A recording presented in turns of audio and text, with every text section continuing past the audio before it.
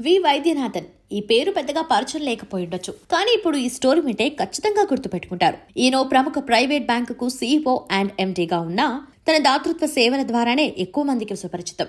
ఆపదలో ఉన్న ఎవరినైనా ఆదుకునే మనసు ఈయనకుంది.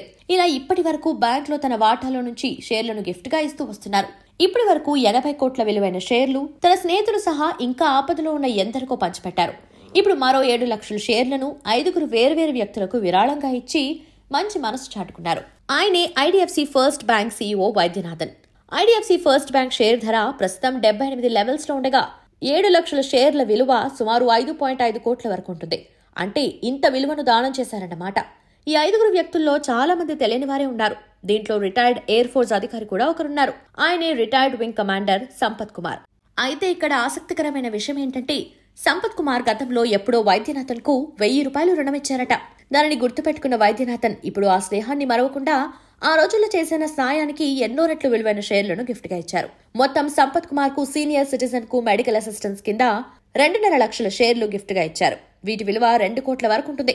అంటే 1000 బదులుగా 2 కోట్లు తిరిగి చెల్లించారన్నమాట. దీనిపై నెటిజన్లు ప్రశంసల వర్షం కురిపిస్తున్నారు. ఈ రోజుల్లో కూడా ఇలా ఉంటారా అని అంటున్నారు.